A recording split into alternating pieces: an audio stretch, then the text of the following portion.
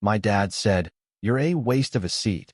This night belongs to your brother," then handed him a Rolex at my graduation dinner. I smiled, left a folder next to Dad's car keys before walking out. He opened it next morning. His hands didn't stop shaking. "My name is Nolan. I'm 23. I just graduated summa cum laude with a degree in structural engineering from a university I paid for entirely through a scholarship and a part-time job shelving books at the campus library, which pays $11.50 an hour and smells like carpet cleaner and old binding glue. And if you think that's not relevant to this story, wait until you hear what my father did to try to take the scholarship away from me. Twice. This is the story of a folder. 11 pages. 2 years in the making. I left it on a kitchen counter next to my father's car keys on the night he called me a waste of a seat at my own graduation dinner. He opened it the next morning. His hands shook. I know this because my mother was the one who found it first, and by the time he came downstairs, she was already sitting at the table with it open to page 4, and she only had one question for him, and he couldn't answer it. But the folder didn't start at the dinner. It started 2 years earlier, on a Tuesday afternoon in the financial aid office, when a woman named Dr. Patricia Voss told me something about my father that I will never be able to unhear. Before I take you there, you need to understand the family I come from, because the folder doesn't make sense without the context it was built to document. I grew up in a house where Cole was the sun, and I was the thing that grew in whatever light was left over. That sounds dramatic, and I'm aware of it, but the specifics aren't dramatic at all. They're ordinary. That's what makes them worse. Drama you can point at. Ordinary favoritism just becomes the furniture of your childhood, and you stop seeing it until someone asks you to describe the room. Cole got a car at 17, a used Nissan Altima. Richard co-signed the loan. When I turned 17, I got a bus pass and the explanation that times are different now, and Cole needed the car for his situation. Cole's situation was that he wanted a car. My situation was that I took 3 buses to get to my after-school job at a grocery store where I stocked shelves for $9.25 an hour, and the manager, a woman named Pam, who wore the same fleece vest every day regardless of temperature, once told me I was the most reliable stocker she'd ever had, which is both the saddest and most accurate compliment I've ever received. Cole's college was funded without discussion. Community college, for $1,800 per year, paid by Richard directly. Cole attended for 3 semesters across 2 separate attempts, earning a total of 14 credits before deciding that education wasn't for him, which is a fine conclusion to reach, except that it cost $14,400 in tuition that Richard never mentioned again. My college was funded by a scholarship I applied for myself, essays I wrote at the grocery store on my break, and a part-time library job that started at $10 an hour and worked its way up to $11.50 over 4 years, which is a raise of $1.50 spread across 1,460 days, and if that doesn't tell you everything about the pace of my life, nothing will. When Cole moved out at 22, Richard paid the apartment deposit for $1,200 and the first 3 months' rent, $1,400 per month, so $4,200 more. When I moved into the dorms, I filled out the housing application myself and paid the deposit with money from the grocery store. Nobody drove me to campus. I took a Greyhound bus with 2 suitcases and a backpack that had a broken zipper I'd fixed with a safety pin. None of this was cruelty. Richard wasn't cruel. He was something harder to fight, which is certain. He was certain that Cole needed help and certain that I didn't, and the certainty was so complete that questioning it felt like questioning gravity. You don't argue with gravity. You just carry more weight. When I was 15, Richard took me to a job site. He runs a mid-sized contracting company. He walked me through a half-finished house, pointing at framing and ductwork and load-bearing walls, and he said, "See how this wall holds everything up? That's what family does. Everyone carries something." I thought he was teaching me about construction. He was teaching me about my role. I was the wall. Cole was the house. The wall holds everything up so the house can look good from the street. That's the family the folder came from. Now let me tell you about page 1. Let me describe the dinner first, because that's the part you came for, and then I'll take you back to where the folder was born. My mother Diane organized it. Italian restaurant, private dining room, white tablecloths, the kind of place where the waiter describes the specials like he's narrating a documentary about olive oil. She made the reservation under my name. She ordered a cake that said, "Congratulations, Nolan," in blue icing. She meant well. She always means well. Meaning well is my mother's primary skill and also her primary limitation, because meaning well without acting well is just a nicer way of watching. The guest list was supposed to include 3 of my college friends. 2 days before the dinner, my friend Arlo texted me. "Hey man, your dad called me and said the dinner was canceled. Everything okay?" I called my other 2 friends. Same story, same call. Richard, my father, personally called 3 23-year-olds and told them the celebration was off. He removed my support system from the room before I walked into it.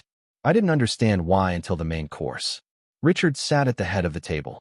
Cole, my brother, sat to his right. Cole is 26. He dropped out of community college twice and currently works part-time at a tire shop owned by one of Dad's friends, a job he got because Dad asked, not because Cole applied. Cole is charming. He's the kind of guy who makes eye contact with the waiter and asks about his day and means it, or at least performs meaning it well enough that you can't tell the difference. People like Cole immediately. I like Cole. That's the complicated part. Liking someone who keeps getting everything you earned is confusing in a way that doesn't have a clean emotion attached to it. Leah was there. My girlfriend. She sat across from me, 2 seats down. I'd told her before the dinner, "Whatever happens tonight, don't react. I have a plan." She nodded. She didn't ask what the plan was.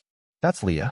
She teaches 7th grade science and once made a volcano out of baking soda and vinegar for a class demo, and it exploded on the principal's shoes, and she apologized so sincerely that he ended up thanking her for the immersive learning experience. She's better at staying calm than I am. She proved it that night. Grandma Ruth was there, Richard's mother, 81. She sat at the end of the table and ate her bread slowly and watched everything the way old women watch things.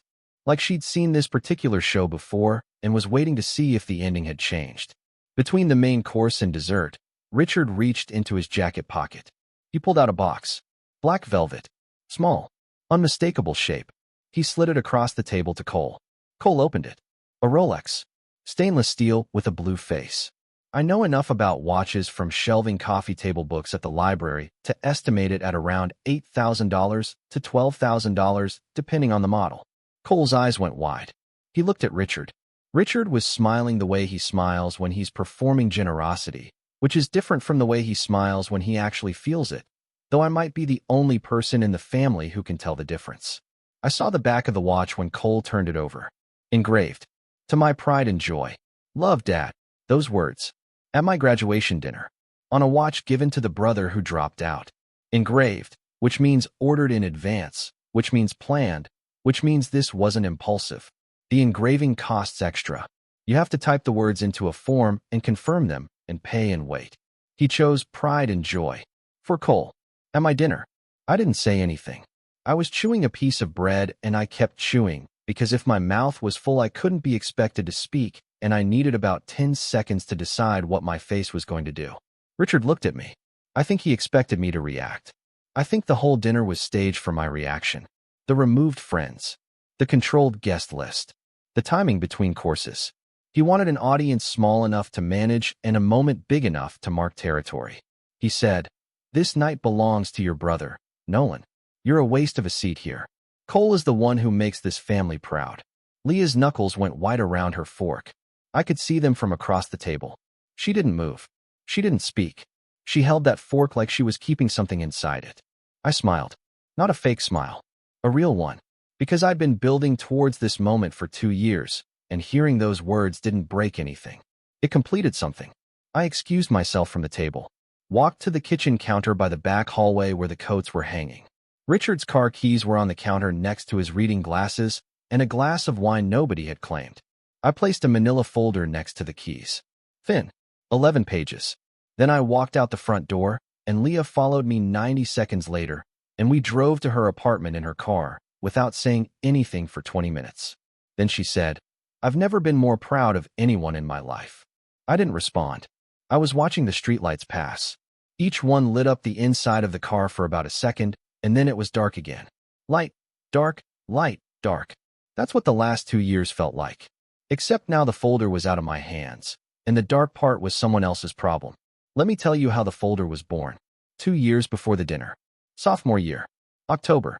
I was in Dr. Voss's office at the financial aid department because I'd received a letter saying my scholarship was under review due to new information regarding family financial resources.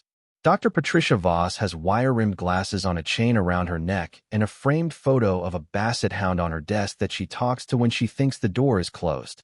She's been running the financial aid office for 19 years. She closed the door. She took the glasses off the chain. She put them on.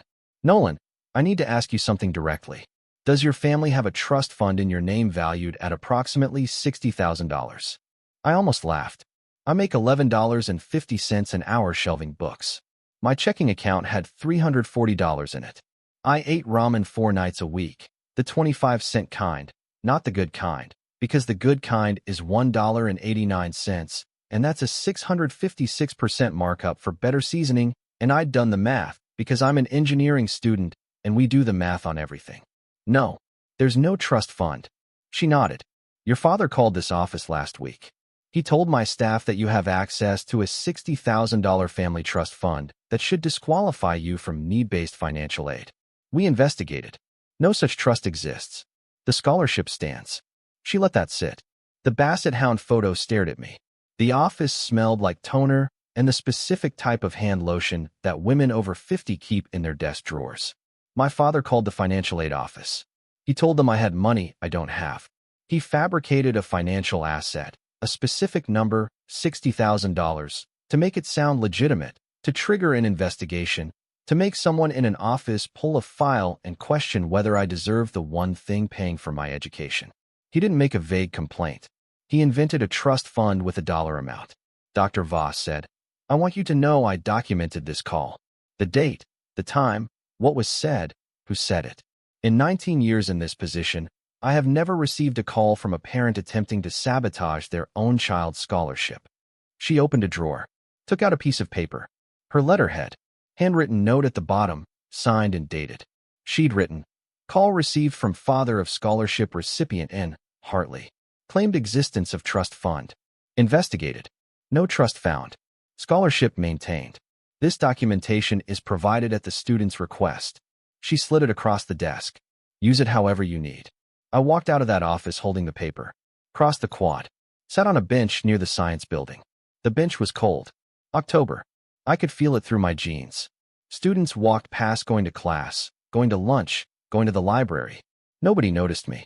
I sat there for about 40 minutes holding a piece of paper that proved my father tried to end my education.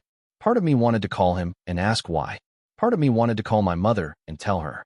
And a small part of me, the part that sat with me on that cold bench while the campus moved around me like I wasn't there, already knew what I was going to do with that piece of paper. I was going to put it in a folder, and I was going to keep adding to it until the folder was finished. That was page 1. What I didn't know on that bench was that page 1 had a sequel. Senior year. 3 months before graduation. I received another review notice. Same language.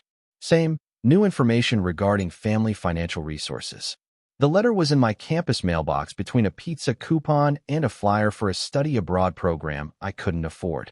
I held all 3 pieces of mail and stared at the review notice, and my first thought wasn't anger. It was fatigue. The specific kind of tired that comes from defending something you shouldn't have to defend from someone who shouldn't be attacking it. I went to Dr. Voss. She was already waiting for me. The basset hound photo had moved to the other side of her desk since sophomore year, which I noticed because I noticed things like that. Because when you grow up in a house where the furniture of your life rearranges around your brother, you start paying attention to what moves and what stays. She had the file open. He called again. Nolan. Same claim. Same trust fund. Same number. I flagged it immediately because I remembered the first call. The scholarship is not in jeopardy. Twice. He called the school twice. 2 years apart. Using the same lie. With the same fabricated dollar amount. The first time was impulsive enough that I could almost, if I squinted hard enough and wanted to badly enough, explain it away. A father who didn't understand financial aid. A man who made a mistake. But twice means he saw the first attempt fail and decided to try again. Twice means patience. Twice means a man who watched his son earn a degree 1 semester at a time, one $11.50 library shift at a time, one 3 a.m. problem set at a time, and felt something about it strong enough to pick up the phone and try to stop it again. I don't know what that feeling was. Jealousy doesn't fit. fear is closer. The fear that if I succeeded without him, it would prove something about the help he gave Cole, that it wasn't generosity, it was preference, and the preference had a price, and the price was me. Dr. Voss added the second call to the documentation. Same letterhead, same signature. 2 notes now. 2 dates. 2 attempts. 2 pages in a folder that was getting heavier. Sophomore year through senior year, I tracked every dollar. Not because I was angry yet, because I'm an engineering student and engineers document. We measure. We record. We build spreadsheets the way other people build playlists, compulsively and with more columns than anyone asks for. Page 3 was the spreadsheet. 2 columns. 1 header, Cole. 1 header, Nolan. Cole's column. $28,000 car, co-signed by Richard, sophomore year of the community college Cole dropped out of. $8,400 apartment deposit plus first 3 months rent, after Cole moved out at 22. $6,000 for a business idea that turned out to be sneaker resale, which lasted 2 months and produced exactly 11 transactions, all at a loss. $4,200 in credit card bailouts across 3 separate cards.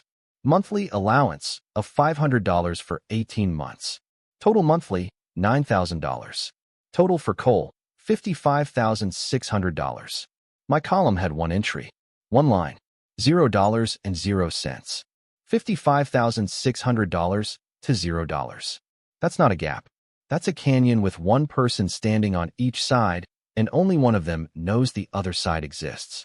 Page 4 was the tax records. Despite giving me 0 financial support, Richard claimed me as a dependent on his taxes for all 4 years of college. Roughly $2,500 per year in education tax credits. Total, approximately $10,000. He made money off my education while actively trying to end it. He profited from the scholarship he attempted to destroy. I don't know a word for that. Irony is too gentle. Fraud is closer. The IRS would eventually decide which word they preferred. The same week Richard called the financial aid office the first time, he co-signed Cole's $28,000 car. I know this because the car loan is dated 3 days after the financial aid call. Wednesday, tries to end my scholarship. Saturday, buys Cole a Nissan.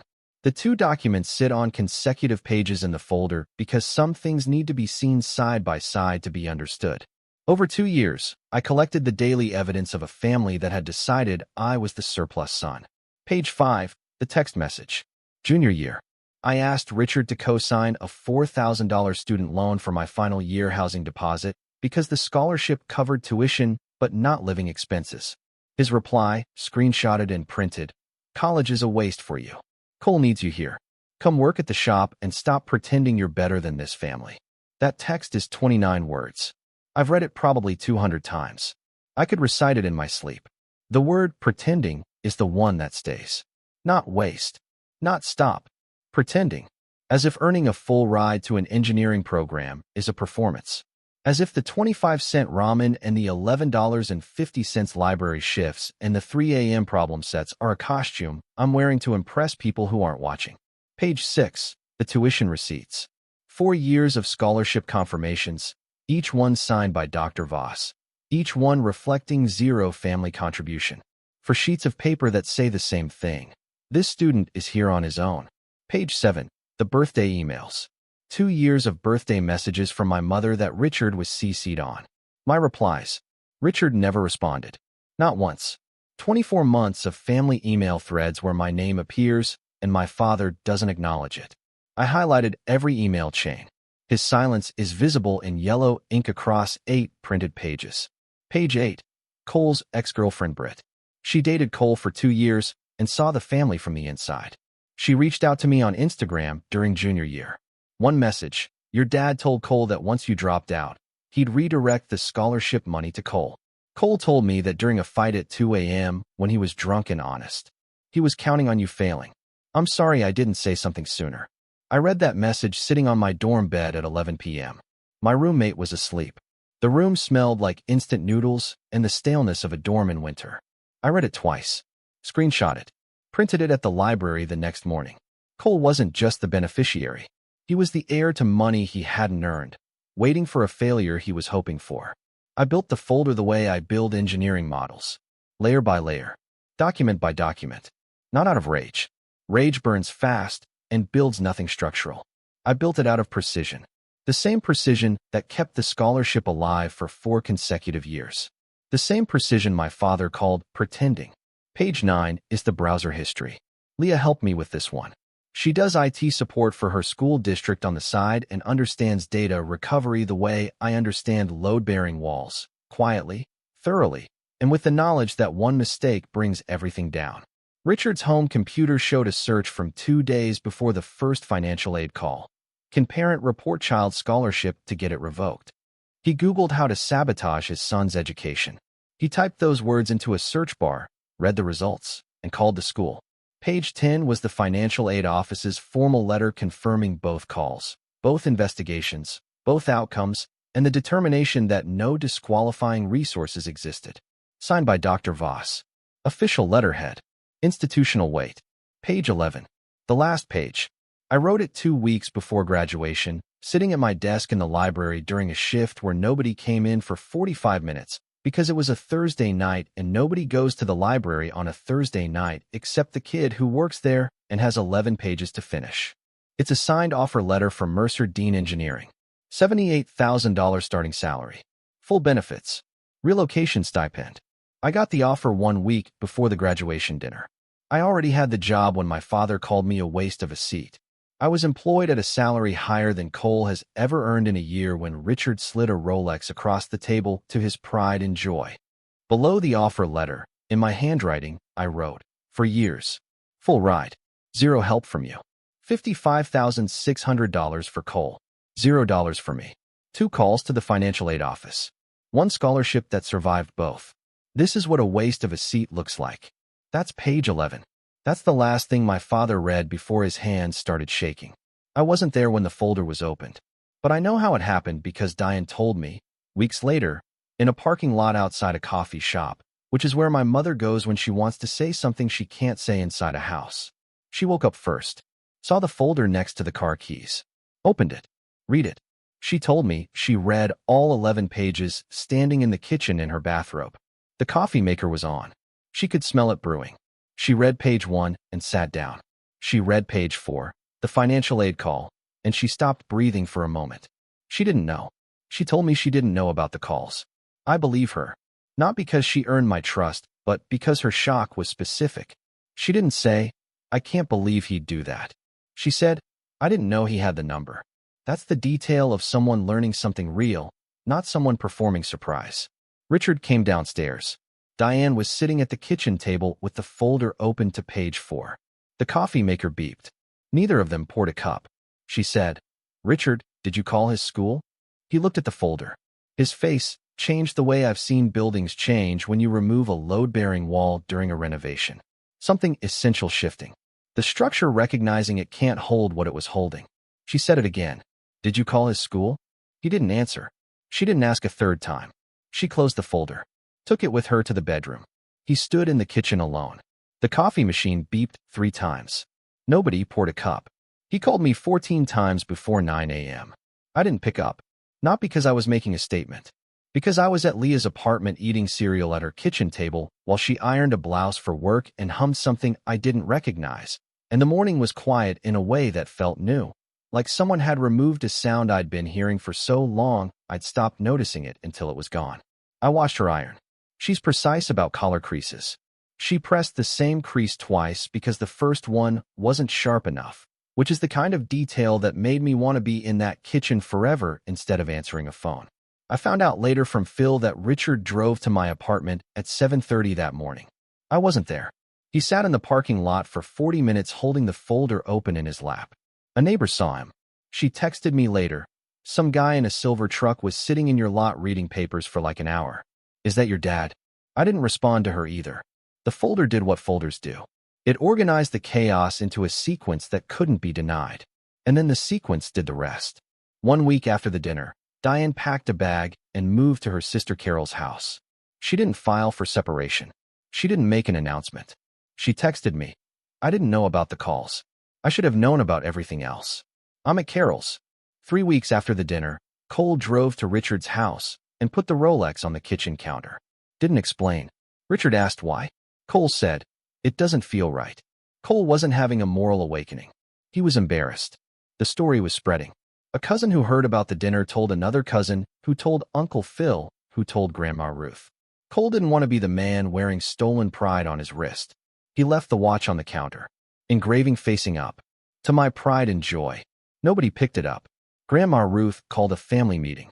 She hasn't called one in a decade. She's 81 and moves slowly but speaks fast and doesn't repeat herself because she assumes you're listening the first time, and if you're not, that's your problem, and also possibly a character flaw she'll mention at Thanksgiving. She had a copy of the spreadsheet. Page 3. I don't know how she got it. Diane probably gave it to her. Or Phil.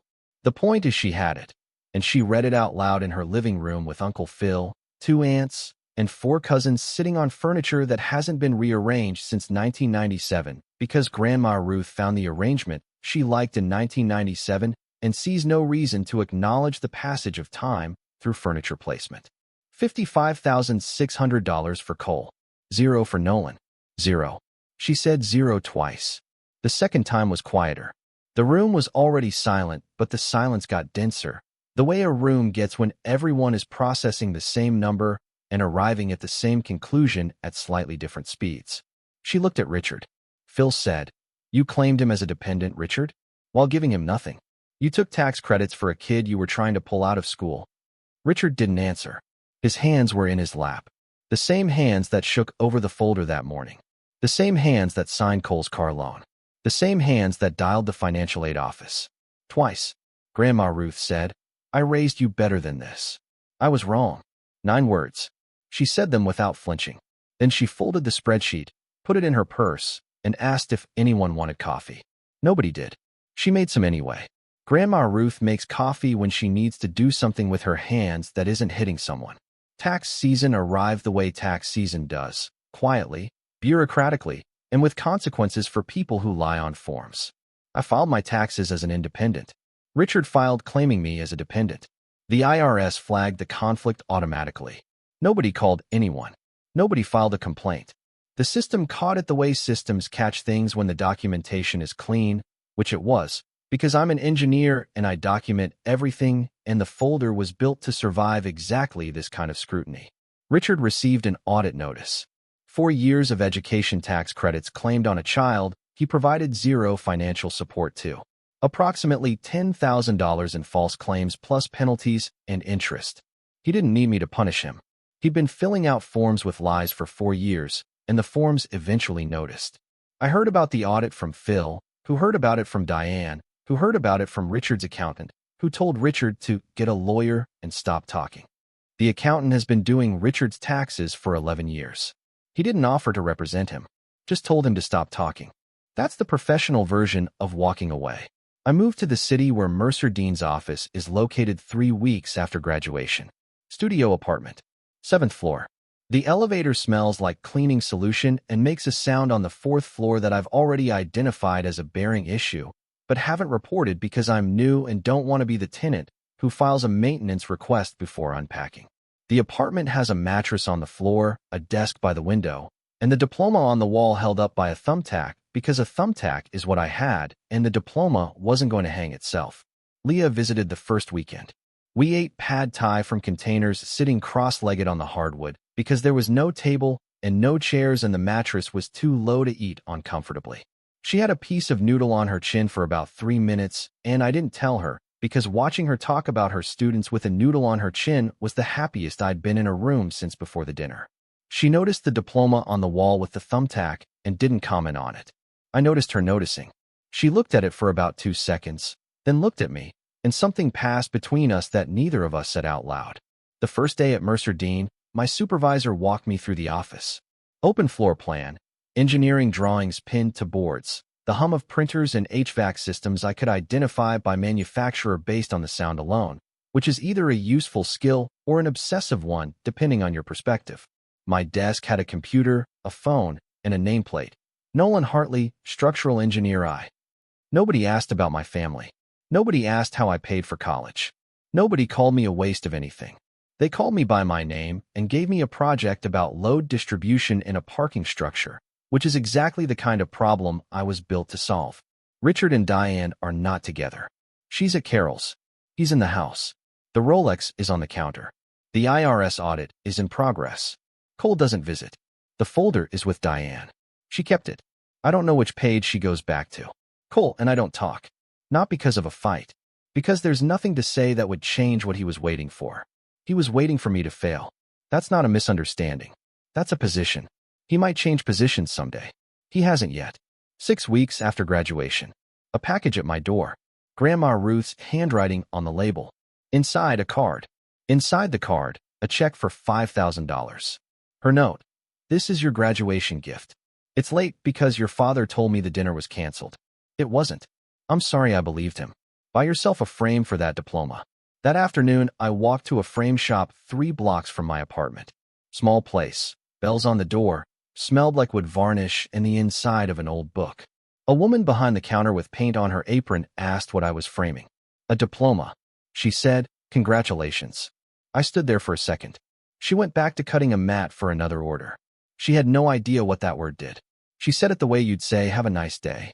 But she was the second person to say it to me. The first was the dean who handed me the diploma at the ceremony. My father never said it. My mother never said it. My brother never said it.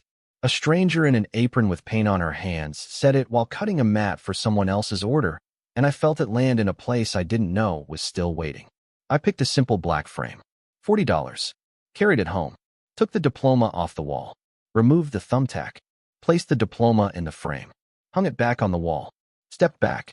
It's straight. It's centered. The thumbtack hole is still there behind it, but you can't see it anymore. The woman at the frame shop said, "Congratulations." She was the second person to say it. The first was the dean who handed me the diploma. My father never did. The frame is straight. The diploma is centered. It took 23 years and 11 pages, but the wall is mine. Thanks for listening to this one. It was harder to tell than I expected. Subscribe if you want more. Next one's coming.